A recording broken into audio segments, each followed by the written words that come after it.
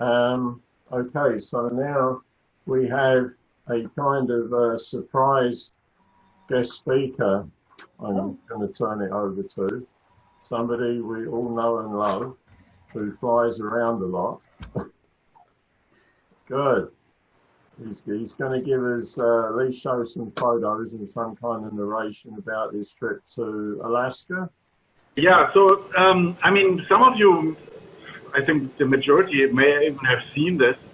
This is the last big trip that Dorothy and I took across Canada and then by the North Pole, more or less, and then to Norway, down Norway, and then back to Canada. So I can just do this. Won't take long, maybe 20 minutes or so, if that's okay. That would be good. Let me see if I can put it on slideshow. Can you see this full blast now? Yeah. Yes. Okay, good. And let me see, how do I do this best? So anyway, it's probably best if I do here. Do you see my cursor here? Yeah. So that's obviously where we are, Toronto and Burlington.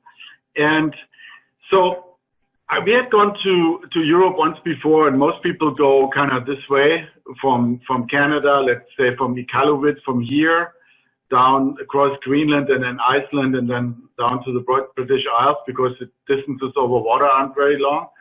And you can go this way to the southern tip of Greenland and Iceland. The distances are a little bit longer, but it's also manageable. But then I kind of started thinking, why don't we just go over the top here? The distances over water are also not so long. And the problem is that this part here where my cursor is right now, that's the Canadian Forces Station Alert. So that's a semi-secret listening post. It's closer from there to Moscow than it's to Ottawa. And so that's very difficult to get there. So I needed special permit to get there. And I found out that no civilian has ever gotten that permission to fly there on non-military business. So I kind of thought that's impossible. But then the year we wanted to do this, that was, when was that? In 2011 or something? Thereabouts, 2013 maybe. It was the 100th anniversary of powered flight in Canada. Alexander Graham Bell did the flight in Nova Scotia. So I found a general in Ottawa who kind of thought this would be really cool, that we and the Royal Canadian Air Force kind of go together and we do and I suggested, Dorothy and I with our little plane, we do a flight across Canada, south to north. And to our knowledge, nobody has ever done this to this day. Nobody has ever flown south to north to Canada. So this is the way we then went.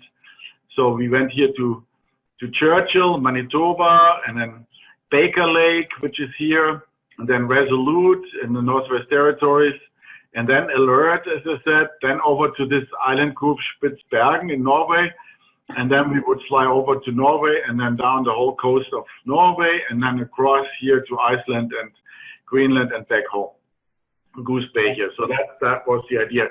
So the problem is that there's at none of these places there's fuel. So they have jet fuel, but not fuel for our piston engines. So I had to put up a few fuel caches.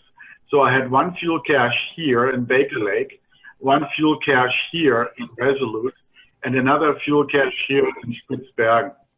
And because this is all in the ice, I didn't want to be dependent on the short shipping season of that year I flew.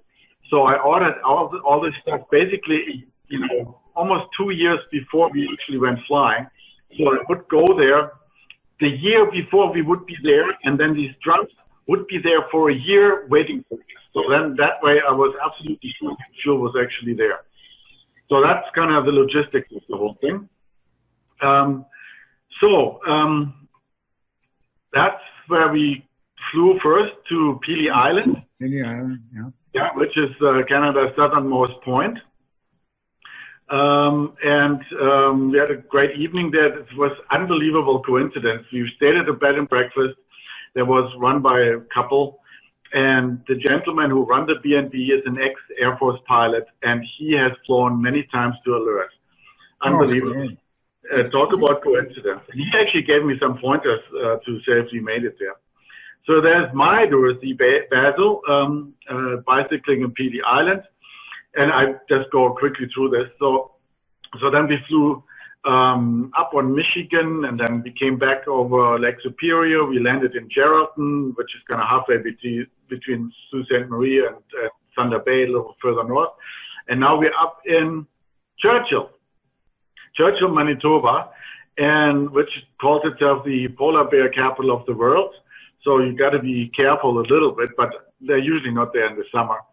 But here out in the sea, which is really Hudson Bay, we saw all these white specks, and I kind of thought they don't have icebergs in the summer, but it was hundreds of beluga whales. So we went just out there to the shoreline and watched these beluga gales out there. That's on the way, typical Arctic formation through the clouds. More of this. The Arctic has very stable weather. It's either good or bad, and either way for a long time. So that is Baker Lake, which is strangely enough the geographical center of Canada. We don't really know how far Canada goes up to Ellesmere Island, so that the airport is here. That was our first fuel cache. So is it really here? I'm not sure now where the airport is, but it doesn't matter. So we landed. There was not a person there, and then out of the nowhere came this front-end loader, very large front-end loader, came driving to our airplane, plonked the fuel drum off right there, plonked next to the plane, and left. So that was the only person we ever saw. Never said much hello or anything. So we had the fuel pump and everything. You have to know how to open these big fuel drums. There's a trick to it and all this. So then we pumped the fuel into the plane. That's going further up north, up to Resolute. There's these islands. I mean, you can just see how natural this all is. There's absolutely no human interference of any kind.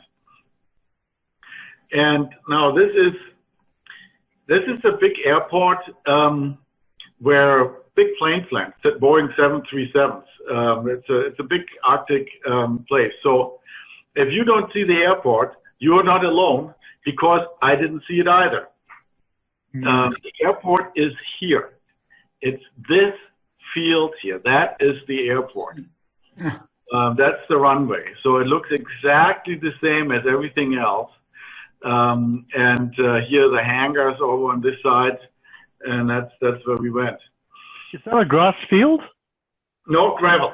As you see here, there's up north there, so we are almost in Ellesmere Island. There's absolutely nothing growing. There's not even grass growing. Oh. No bushes, no nothing. It's basically a desert. It's also one of the driest places on this planet. Really? Wow. Anything growing or anything. So that's the second fuel cache in Resolute. We had a day of fog, so we couldn't really go anywhere. Here's our plane, and so I had 3 drums, and I had to fill up the drums myself. At least these gentlemen helped me to do this, and they had a electrically driven pump, so Dorothy didn't have to do the pumping. It doesn't matter to me, but it was better for Dorothy. Is it powered off the truck? No, they just used the power from the truck and had a pump in here somehow. So we stayed there for 2 nights instead of 1, and so now that's the back of my plane. So we took the rear seats out, and there's this huge bladder in the back that we put the fuel in. But it's not connected to the fuel system. It was just a big transportation container with 66 US gallons of fuel in it. So I got Transport Canada permission to do this. And then in alert, we would just manually fill it from this fuel tank into our tanks in the wing. See, this is how it looks. It's quite stark, but this is Resolute. It's a pretty sad story in some ways. There was a bunch of Inuit. They were forcefully resettled there. I don't even know why. Of course I know why. In the 1950s, the Canadian government wanted to settle the North for territorial reasons and so on. And so they just forcefully took all cities somewhere in Quebec or so and put them there. And ever since they have been there. And it was very, very tough for them. They were pretty much left alone. Many, many died. They weren't kind of ready to survive there in some ways because the nature is different there and the animals and the ice and so on. But now it's basically the jump off point for the North Pole. We met some very, very interesting people there. So that's when we walked around, did a little walking there. And I must say, it's when you're out there on your own and walk in this very stark natural environment, it was almost at times almost a spiritual feeling. It's just like, I mean, I'm putting this in pictures. This is how God made the earth. This is how it looked, and not much has changed since, kind of thing. So it was very, very, very moving, very interesting to walk there. And we left. That was the one time when the plane was really, really heavy. We had, how much did we have? We had 180, almost 190 gallons, US gallons of fuel on board. So that's like 600 liters or 550 liters or something. The plane was 500 pounds overloaded, 15% overloaded. And I had this also specially allowed by Transport Canada. So but the plane flew absolutely great. And there we are off to Alert. So I watched the weather like a hawk for weeks before, every day in Alert. And it's like the 2 weeks before we got to Alert, it was sunshine, sunshine, sunshine. And when we flew up there, I had a high frequency radio on board, long distance radio, so I could talk to these people, to the soldiers that were at the weather station in Alert. And they alerted me that there's a fog bank climbing up from the ice up to the airport, the first in 2 weeks. And so that's where we kind of are. We are maybe 13, 14, maybe 15,000 feet high. So the peaks of Alert are coming out and everything else is clouds.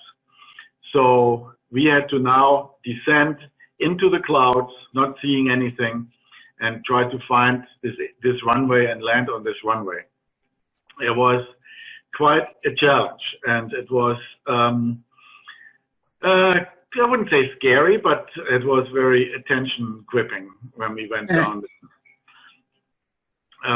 Here you see Alert is always ice. It kind of breaks up a little bit, but it is basically always ice, pack ice, and you see how the picture is foggy. That's kind of how it looked.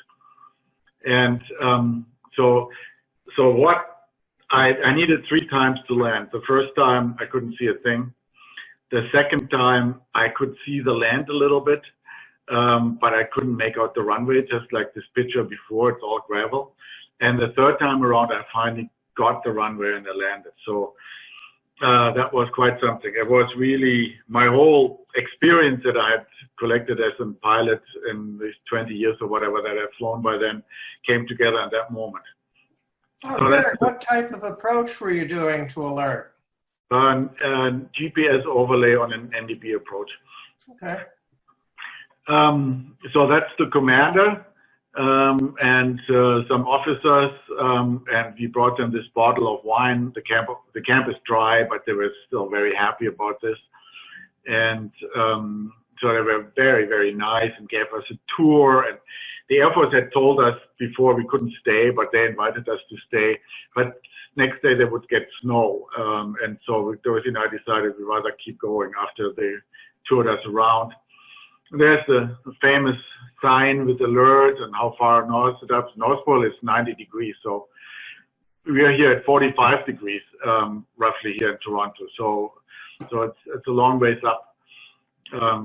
Here it's to Fergus. Fergus is close by here. I guess it's 4,400 kilometers.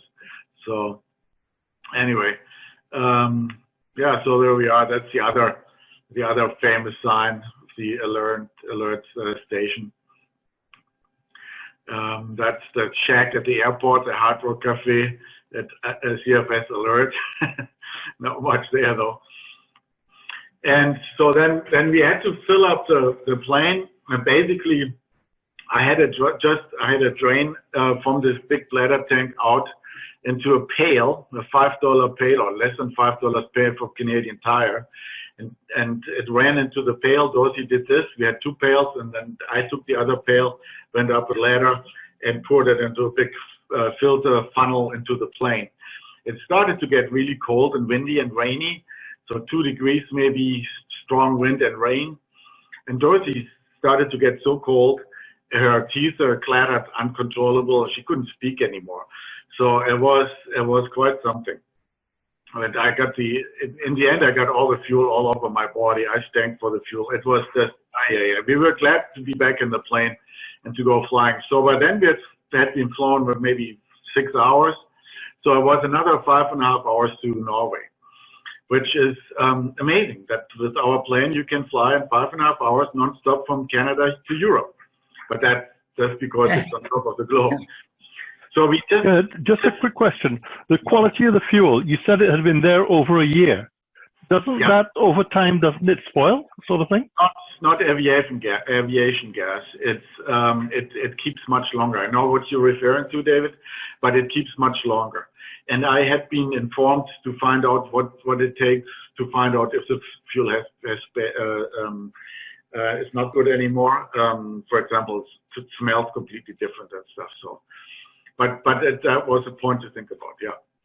So anyway, so we just hit the very top of Greenland, and this is what we flew along for a while. These mountains are probably 10,000 feet high, and had we gone down there anywhere, we would have been gone forever. I don't think we could have been found. So that was quite something. That was just about our northernmost position on the GPS, 83 degrees. And here's more. That's maybe the Norwegian coast already. This big island, Spitsbergen, and Spitsbergen means pointy mountains. That's exactly how it looks. So we first didn't see anything, and then we got there to the big runway. And boy, let me tell you, to this day, Dorothy says the lights on this runway were the most beautiful things she's ever seen in her life.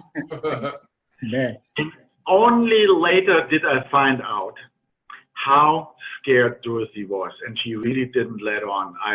She is really highly recommended for all of this, to do all this. It was quite something. I started to get tired after a full days of flying, literally, and I started to make some mistakes.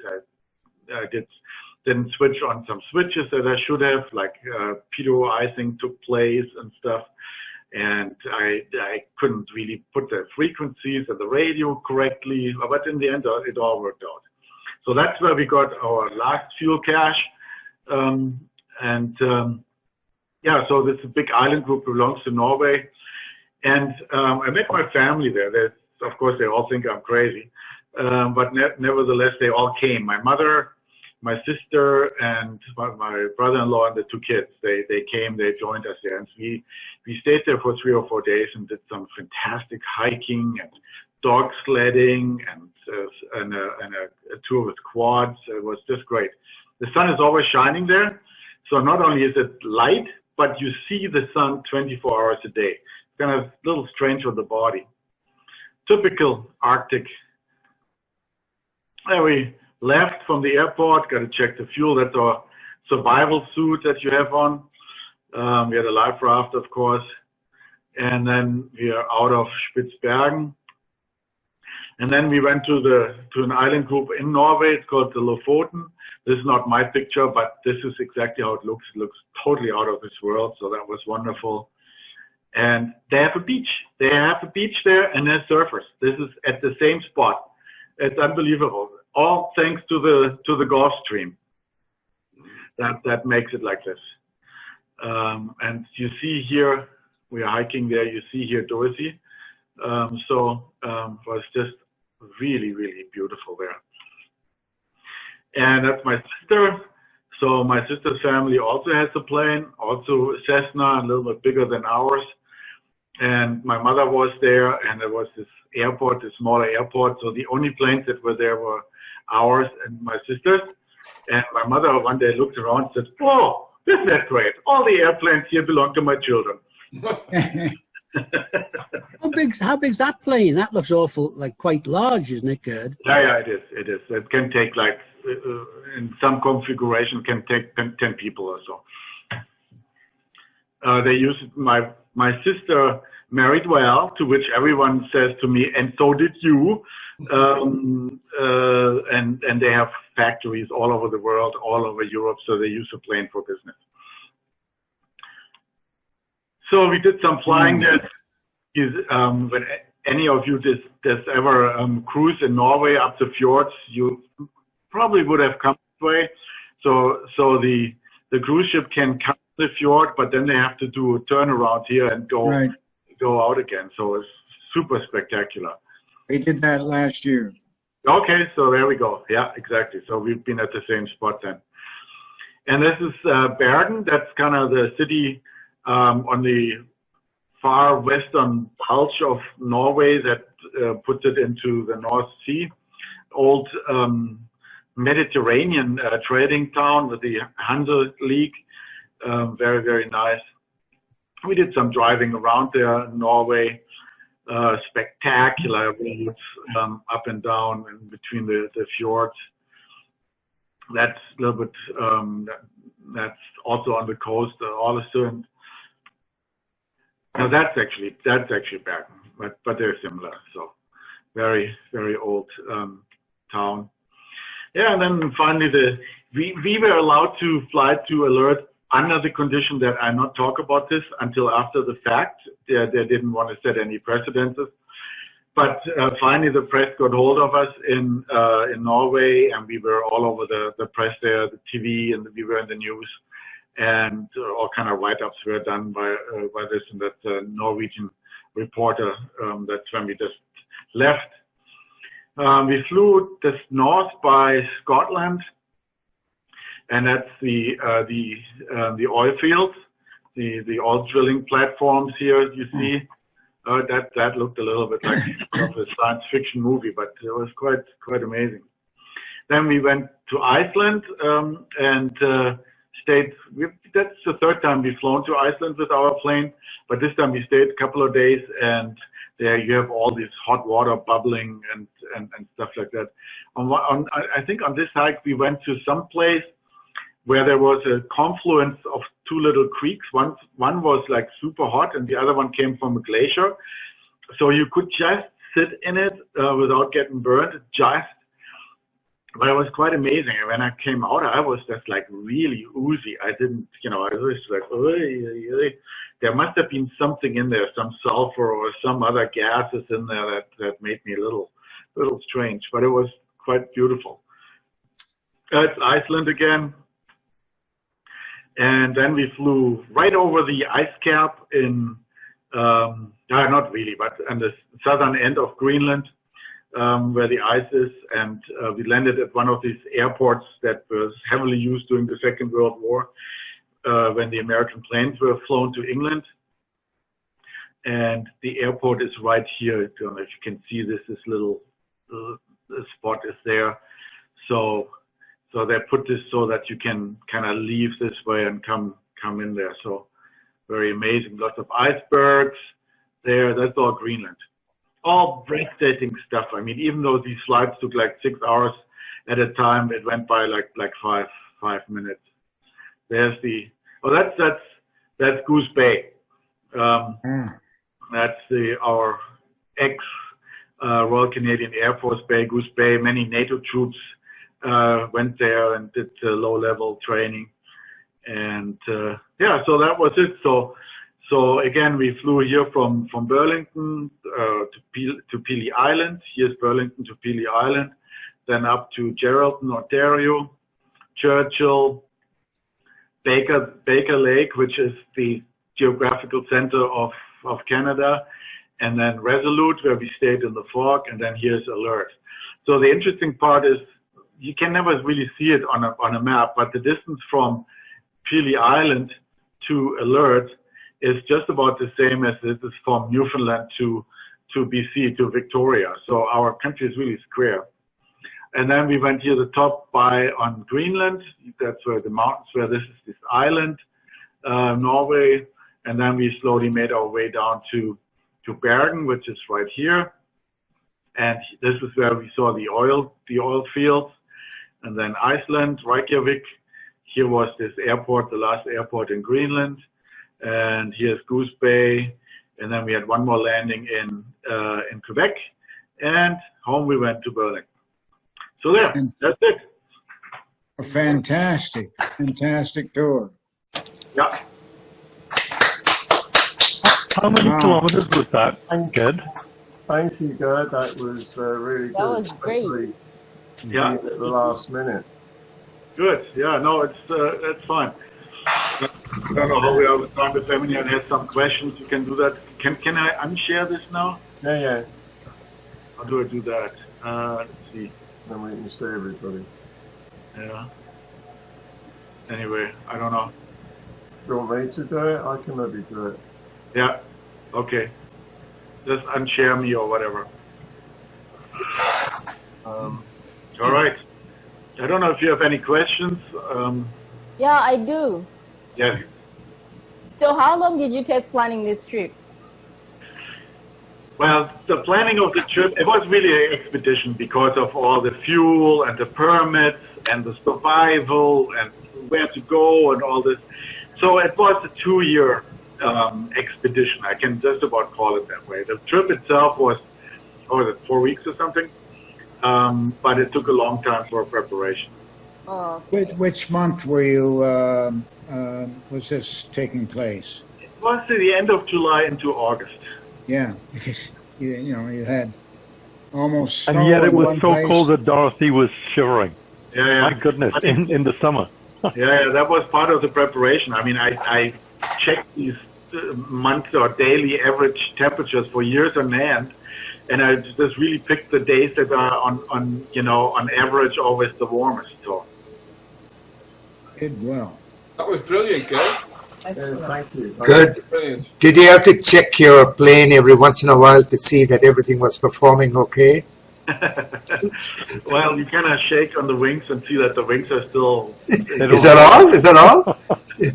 It's just like a. It's an amazing plane we have. It's made since the early 1950s, unchanged to this day, and there's a reason for it. It's one of those planes that are just perfect for that purpose. Like it's very. It has just enough speed that you can do these things, but you can put whatever you can get in the plane will still fly, and it's easy to fly, and so it's a perfect plane. Everything works. I guess Tony left us. What's that? Tony left us. Oh, yeah. So when I was working in Sault Ste. Marie, we had a spray plane, which was a Cessna, and we had some micronet system attached for it to spray. And we used to use this for experimental spraying, because Like Agent Orange, you mean? No, this is all experimental stuff. We used to work with Hoffman LaRouche and, Philips Dufar and all these people. And we used to put those things. But that plane, you had to check every time whether it's okay or not. I remember once the pilot hit one of those, deadfalls he had to fly fairly low on top of the forest, and he had this big branch, and it was like an explosion. I thought he was going to crash, but he managed to land. So the plane is every year, it's all revamped and checked over. They're pretty sturdy to some point. Gerd, have you planned a sequel to that trip you told us about? Yeah, and in fact, what I have in mind, I would like to go back to Scotland. And first of all, I could use my fake Scottish accent. Have a great day. Glad I can understand you. I can't understand Danny. But secondly, I mean, if we had our own plane there, we could really explore some of these islands, Skye and the Orkneys and so on, which otherwise would be very difficult because it takes so long to get from one point to another. So that's what I have a little bit in mind. Yeah, but you would probably be filling up your storage with scotch as you went around. Yeah. Exactly. Once you can get the scotch and the fuel, and you'll get it home, right? That's the important thing. That would be a waste of scotch. Have you ever been to Anticosti Island in Quebec? I know where it is. I've seen it, but I've never set my foot on it. Gerd, how do you go through customs there? How does that work? Well, I should say we were required to have a rifle with us. Oh. So, because of polar bears, Norway requires this. So we had a rifle all along. So that caused a little bit of more of a questions at customs. It's not difficult with customs.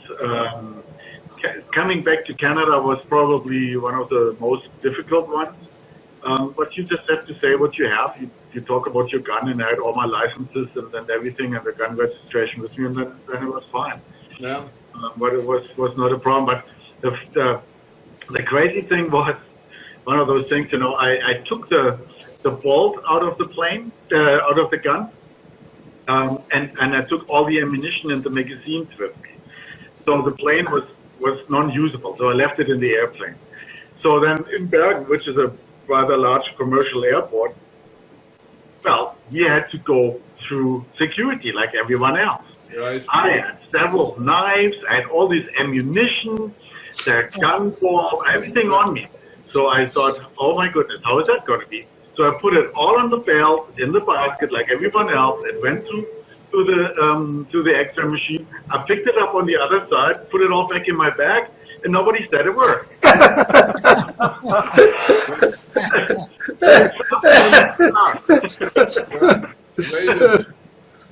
Nothing opaque about Gerd. Okay, Yeah. all right. Well, thank you very much, Gerd, once again. And as I said, especially stepping in at the last minute, so to speak. So, Sure. okay, if nobody has anything else, Yes, I think you have Great stuff. Thank you. if nobody else has anything else, I'll call the meeting to a close and see you all next week. Thank Yeah. See ya. same station. Bye, everybody. Bye. Bye, you two.